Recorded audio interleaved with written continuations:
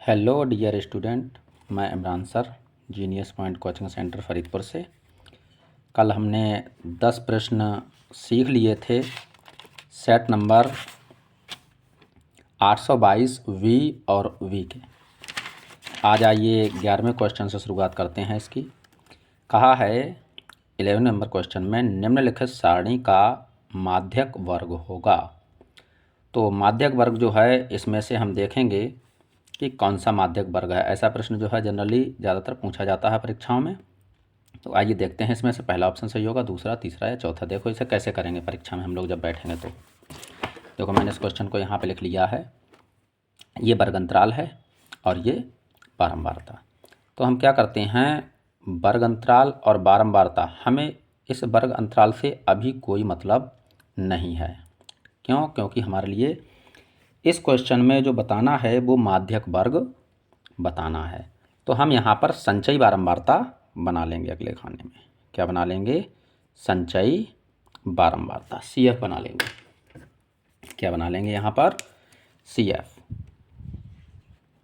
तो आइए CF बनाते हैं, संचयी बारंबारता। तो इस 2 को तो यहाँ पहले 2 लिख देंगे, 2 में ये 7 जोड़ेंगे तो यहाँ 9 लिख देंगे। अब 9 हो गए, 9 में 3 जोड़ेंगे तो ये 12, 12 में 10 जोड़े तो यहाँ 22, और 22 में 4 जोड़े तो यहाँ कितने हो गए? 26। ठीक है।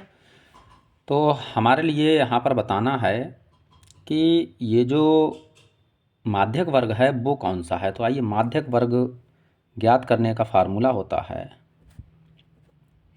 माध्यक वर्ग बराबर लिखते हैं यहाँ पर sigma F upon 2।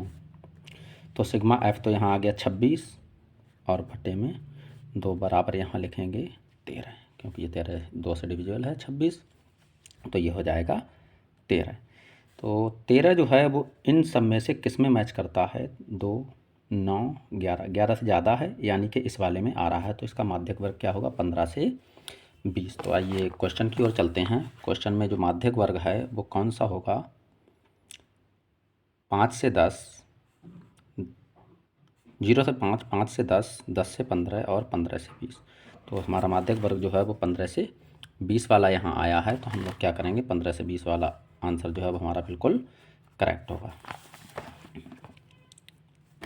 Question number 12 की ओर आते हैं। कहा है यदि tan A बराबर 1 तो 2 sin A into cos A का मान होगा। तो tan A की वैल्यू दे रखी है यहाँ पर क्वेश्चन नंबर 12 में।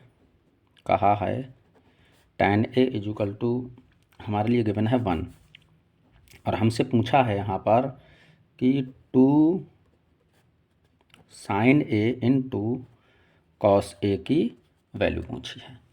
तो आइए देखते हैं tan A, tan थीटा में एक वैल्यू जो है वो किसकी होती है?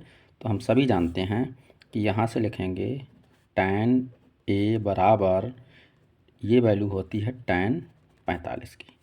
tan से यहाँ tan ख़त्म कर देंगे, हमारे पास में एंगल निकल के आ गया कितना? 45 डिग्री। अब जब एंगल निकल आया 45 डिग्री तो हम यहाँ क्या करेंगे, या तो वैल्यू लगा देंगे, वरना हमें एक फार्मूला पता है कि साइन 2A बराबर होता है बेटा 2 sin A into cos A। तो ये 2 sin A into cos A ही है, इसी की हमें वैल्यू बतानी है। तो इसे लिखेंगे यहाँ पर sin 2A, A की वैल्यू हमें गिवन है, तो हम लिखेंगे यहाँ पर sin 2 मल्टीपल 45, क्योंकि थीटा की 45 वैल्यू है। इसे लिखेंगे यहाँ पर sin 45 2 जा 90, और sin 90 की वैल्यू कितनी होती है? 1। तो 1 आंसर जो है इस ऑप्शन का बिल्कुल करेक्ट आंसर होगा। क्वेश्चन नंबर 12 में देखिए, तो इसका आंसर नंबर C जो है वो बिल्कुल करेक्ट होगा। आइए क्वेश्चन नंबर 13 की ओर चलते हैं। एक वृत्त के केंद्र से 25 सेंटीमीटर की दूर स्थित बिंदु Q से वृत्त की स्पर्श रेखा की लंबाई 24 सेंटीमीटर है, तो वृत्त की त्रिज्या होगी। देखो मान लेते हैं इसमें जो वृत्त होगा तो वृत्त तो कुछ इस टाइप से होगा, और इस वृत्त का ये केंद्र है, और ये कोई हम यहाँ से स्पर्श रेखा इस पर खींच देंगे वृत्त पर, और इसे हम क्या करेंगे, केंद्र से मिला देंगे, और इसे हम क्या करेंगे, जहाँ पर बिंदु होगा वहाँ से मिला देंगे। ये बिंदु कोई कह रहा है कि एक वृत्त के केंद्र से 25 सेंटीमीटर दूर, तो वृत्त का केंद्र तो ये है ओ जिसे हम कहते हैं, और ये 25 सेंटीमीटर दूर कोई रेखा है, यहाँ बिंदु है कोई यहाँ पर क्यू से वृत्त की स्पर्श रेखा की लंबाई जो है वो 24 है। ये जो स्पर्श रेखा खींची गई है इसकी लंबाई कितनी है, 24 सेंटीमीटर है। हमसे पूछ रहा है वृत्त की त्रिज्या कितनी होगी। ये जो वृत्त की त्रिज्या है ये कितनी होगी, तो देखो बेटा सीधा सा कॉन्सेप्ट है। यहाँ पर देखो एक खड़ी बड़ी लाइन और एक खड़ी लाइन जहाँ पर भी मिलती है वहाँ 90 डिग्री का एंगल क्रिएट होता है। अब ये 90 डिग्री के एंगल के सामने वाली भुजा कर्ण कहलाती है। तो सीधा सा कॉन्सेप्ट है, लिखेंगे यहाँ पर कर्ण स्क्वायर बराबर होता है बेटा लंब स्क्वायर प्लस आधार स्क्वायर। इसे हम पाइथागोरस प्रमेय भी कहते हैं।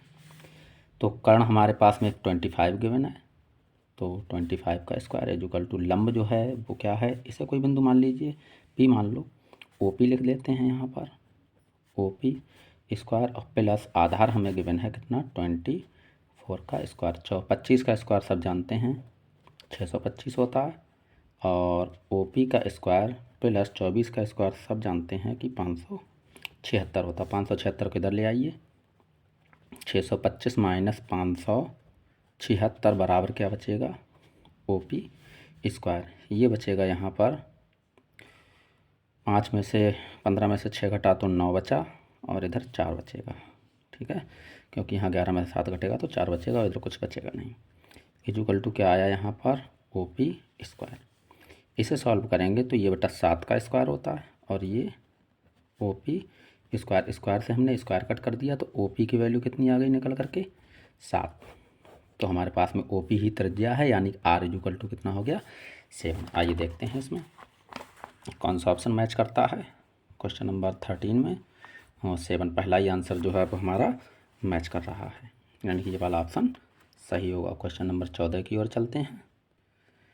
देखो 14 नंबर प्रश्न में कह रहा है एक मीनार की ऊंचाई 20 मीटर है, ज़मीन पर बनने वाली इसकी छाया की लंबाई जो है 20√3 मीटर है, उन्नयन कोण ज्ञात करना है। देखो मीनार की ऊंचाई 20 मीटर है और छाया की जो लंबाई है 20√3 मीटर है। तो देखो बेटा क्वेश्चन नंबर ये हमारा है 14 और ये था हमारा 13।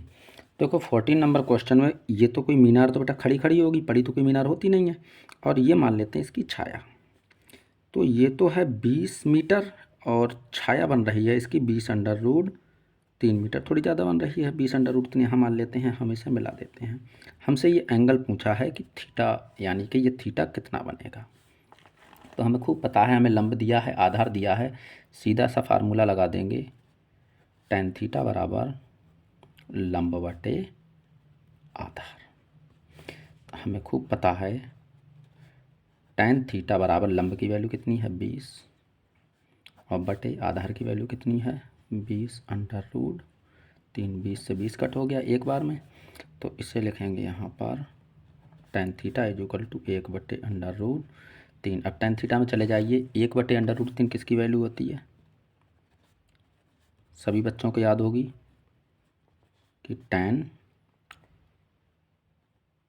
30 की ये वैल्यू होती है। tan से हम tan कट कर देंगे तो थीटा की वैल्यू कितनी आ गई यहाँ से 30, और यही हमसे पूछा था कि थीटा जो है वो हमें क्या करना है फाइंड करना है। तो इसमें से थीटा हमारा कितना होगा 30, ऑप्शन नंबर ए सही होगा।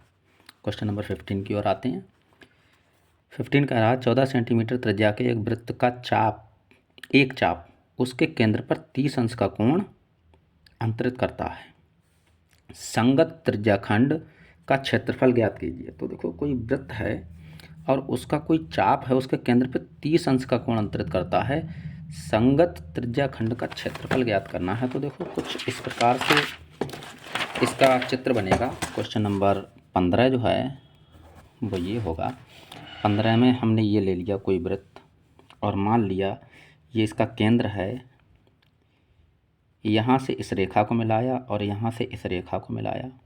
ये जो यहाँ से और यहाँ तक का ये जो चाप लगा है, ये चाप केंद्र पे बेटा 30 अंश का कोण अंतरित कर रहा है, और त्रिज्या जो दे रखी है वो 14 सेंटीमीटर दे रखी है। ये भी 14 तो ये भी 14। हमें क्या करना है, इस संगत त्रिज्याखंड का क्षेत्रफल बताना है। हमें संगत त्रिज्याखंड का जो क्षेत्रफल का फार्मूला है वो होता है बेटा पाई आर स्क्वायर थीटा बटे 360। इसे सॉल्व करेंगे, पाई की वैल्यू लगा दो, चाहे तो अगर ऑप्शन को देख लेते हैं पाई में दिया है या वैसे दिया है, तो बेटा पाई में तो दिया नहीं है, इसलिए क्या करेंगे पाई की वैल्यू लगा लेंगे। 22/7 गुणा आर की वैल्यू कितनी है 14 है, तो 14 गुणा 14, देखो आर स्क्वायर है तो हमने 14 को दो जगह लिख लिया, गुणा थीटा कितना गिवन है 30, और बटे में क्या करेंगे यहाँ से 360, 1 0 से 1 0 काट दो, 3 से भी ये कट जाएगा, 3 एकम 3, 3 दूना 6, और 7 से ये कट जाएगा, 7 दूना 14, 2 से ये कट जाएगा, 2 छंग 12, फिर 2 से काट दीजिए, 2 तियाँ 6 और 2 सत्ते 14। अब तो कटेगा नहीं, तो इसके लिए लिखेंगे यहाँ पर ऊपर बचा है 22 गुणा 7 और नीचे बचा है केवल 3। इसे सॉल्व करेंगे, 7 दूना 14, 7 दूना 14, 1 हासिल का 15 और बटे में 3। क्षेत्रफल हमेशा किस में आता है स्क्वायर में, तो सेंटीमीटर हो तो सेंटीमीटर, किलोमीटर हो तो किलोमीटर। यहाँ पे हमें गिवन है कि सेंटीमीटर 55 77 154 सेंटीमीटर स्क्वायर 154/3, तो हमारे पास ऑप्शन कौन सा सही होगा इसका सी। आइए अगले प्रश्न की ओर चलते हैं। क्वेश्चन नंबर दिया है, अगला क्वेश्चन है 16 नंबर कह रहा है एक जोकर की टोपी का आकार होता है। तो देखो जोकर जो टोपी पहनता है, बड़ा सरल प्रश्न दे दिया ये तो, कि जोकर की टोपी, लेकिन हमें पता होना चाहिए कि जोकर की टोपी जो है वो किस आकार की होती है। सामान्यतः देखा होगा अगर हम लोग कभी उसमें गए हों तो जोकर की टोपी जो है वो कुछ इस आकार की होती है। तो ये जो आकृति है इस प्रकार की बनती है, ये एक शंक्वाकार आकृति बनती है। तो इसमें एक वृत्त होता है और शंकु यहाँ पर सम्मिलित है, तो इसलिए हमें क्या कहा जाएगा यहाँ पर कि बेलनाकार होती, तो बेलन तो ऐसा होता नहीं है। शंक्वाकार, हाँ शंक्वाकार जरूर है, त्रिभुजाकार नहीं होगी ना आयताकार होगी। तो टोपी कैसी होती है जोकर की, शंक्वाकार। आगे कहा कल्पित माध्य विधि और पग विचलन विधि सरलीकृत रूप है। तो कल्पित माध्य विधि और पग विचलन विधि, ये जो सरलीकृत रूप हैं ये प्रत्यक्ष विधि के हैं, लेकिन कल्पित माध्य विधि और पग विचलन विधि सरलीकृत रूप हैं, तो ये प्रत्यक्ष विधि के सरलीकृत रूप हैं। ऑप्शन इसका बी सही होना चाहिए, लेकिन ये अगर दोनों विधियों की बात करें तो ये दोनों विधि जो हैं वो कहलाएंगी संयुक्त विधि। तो ऑप्शन इसमें से मेरे हिसाब से बी वाला सही होना चाहिए कि कल्पित माध्य विधि और पग विचलन विधि सरलीकृत रूप हैं। किसके सरलीकृत रूप हैं, ये प्रत्यक्ष विधि के हैं। प्रत्यक्ष विधि तो हम जानते हैं, जैसे समांतर माध्य निकालते हैं प्रत्यक्ष विधि से, एक हमने 3 विधियां पढ़ी हैं, प्रत्यक्ष विधि, कल्पित माध्य विधि और पग विचलन विधि। आगे कहा है 18 नंबर में, यदि कुछ प्रेक्षणों का माध्य 15 तथा मध्य का 24 है तो इसका बहुलक होगा। तो आइए इसे सीखते हैं कि यदि कुछ प्रेक्षणों का माध्य 15 तथा मध्य का 24 हो तो बहुलक होगा। एक सूत्र पढ़ा होगा 17 नंबर क्वेश्चन में, हमें माध्य दिया है और माध्य दिया है हमारे लिए कितना 15, और मध्यिका दी है 24, तो बहुलक पूछा है। तो देखो बहुलक बराबर होगा यहाँ से 3 गुणा मध्य का माइनस 2 गुणा माध्य। ये फार्मूला जिसे याद नहीं है वो याद कर ले। तो इसे लिखेंगे 3 गुणा मध्यिका की वैल्यू है 24 माइनस 2 गुणा माध्य की वैल्यू है 15। तो इसे सॉल्व करेंगे, 24 तियाँ हो गया 72 और माइनस 15 दूना 30। इसे सॉल्व करेंगे, 72 में 30 घट गया तो बचा कितना 42। अगर 42 इसमें हमें कहीं पर मिलता है तो वही इसका क्या होगा आंसर होगा। क्वेश्चन नंबर देखते हैं 18 में 49 47 40 42, ये वाला ऑप्शन जो है वो हमारा बिल्कुल करेक्ट होगा। 19 नंबर में कहा जब एक पासे को एक बार फेंका जाता है तो एक सम संख्या प्राप्त होने की प्रायिकता होगी। पासा तो जानते हैं, जैसे हम लोग लूडो खेलते हैं तो उस पर 1 2 3 4 5 6 7 8 इस तरीके से सिंबल गुदे हुए होते हैं। 6 फलक हैं तो 6 ही तरीके के सिंबल उस पर होंगे। जैसे एक फलक पर अगर 1 है तो दूसरे पर 2 होंगे, तीसरे पर 3 4 5 6, 6 फलक हैं तो 6 तक होंगे। अब इसमें से कह रहा है कि एक सम संख्या होने की प्रायिकता क्या है, और पासे को एक ही बार फेंका जाता है। एक बार फेंका जाता है तो पासा तो कुछ इस प्रकार से होता है। हम लोग जानते हैं कि अगर पासे को देखें, लूडो का पासा देखा होगा, तो देखिए इस प्रकार की आकृति होगी लूडो के पासे की। 3 फलक इधर से दिख जाएंगे और 3 फलक जो हैं वो क्या होंगे, इस वाली आकृति में दिख जाएंगे। इसे इधर के लिए बना देते हैं, ठीक है। तो देखो इसकी आकृति पर अगर 1 यहाँ है, 2 यहाँ है, 3 यहाँ है, तो यहाँ क्या होगा 4 5 और 6 इस प्रकार से होगा। अब इसमें सम अंक हम ढूंढें तो देखो ये तो सम नहीं है, ये भी सम नहीं है और ये भी सम नहीं है। एक सम अंक हमें यहाँ प्राप्त हुआ और 2 सम अंक हमें यहाँ प्राप्त हो गए, तो 3 सम अंक आ गए हमारे लिए। तो हम यहाँ क्या लिखेंगे 3, जो सम अंक आने की प्रोबेबिलिटी है उसकी बात कर रहे हैं। और टोटल फलक कितने हैं, 1 2 3 4 5 6, 6 फलक टोटल हैं। तो इसकी प्रायिकता क्या होगी, 3 एकम 3 और 3 दूना 6, 1/2 जो है वो क्या होगी, इसके सम अंक आने की प्रायिकता होगी। अगर सम विषम दोनों पूछता तो हम यहाँ पे 6/6 रख देते तो कोई एक पॉसिबिलिटी हो जाती, लेकिन ये क्या है, आधे की पॉसिबिलिटी होगी, हाफ की। यानी क्वेश्चन नंबर 19 का आंसर हमारा कौन सा होना चाहिए, बी, 1/2। कहा एक अच्छी प्रकार से फेंटे हुए ताश के 52 पत्तों में से एक पत्ते को यादृच्छाया निकालने पर पत्ते के रानी होने की प्रायिकता क्या होगी। तो देखो सिंपल सा कॉन्सेप्ट इसमें भी है। एक ताश की गड्डी है, उसमें हमारे ताश के पत्ते होते हैं 52 और 4 पत्ते हर प्रकार के पाए जाते हैं, जिसमें इक्का हो, चाहे बेगम हो, बादशाह हो, गुलाम हो, रानी हो। तो रानी जो है होने की प्रायिकता क्या होगी, तो पत्ते कितने हैं बेटा रानी के, क्वेश्चन नंबर हम यहाँ लिख लेते हैं 20। तो 20 में रानी होने की जो प्रायिकता होगी वो 4 रानियाँ होंगी और टोटल पत्ते कितने होंगे 52। तो यहाँ पे 4 से कट कर देंगे, 4 एकम 4, 4 से नीचे वाले को भी 4 एकम 4 बचा 1 हो गया, 4 3 12, तो 1/13 जो है वो रानी आने की प्रायिकता होगी। तो ऑप्शन नंबर इसका क्या, बी सही होना चाहिए। हम लोगों ने आज 20 क्वेश्चन जो हैं वो कंप्लीट कर लिए हैं, मतलब 10 पिछली वीडियो में और 10 इस वीडियो में। नेक्स्ट वीडियो में हम यहाँ से खंड बा के वर्णात्मक प्रश्न देखेंगे, जिसके सभी खंड हमें हल करने हैं। और यहाँ से यहाँ तक कि हम एक वीडियो यहाँ पर आपके लिए जितने भी क्वेश्चन एक वीडियो में आ पाएंगे 15 से 20 मिनट की वीडियो में हम उतने क्वेश्चन आपको सॉल्व करके सिखाएंगे। धन्यवाद।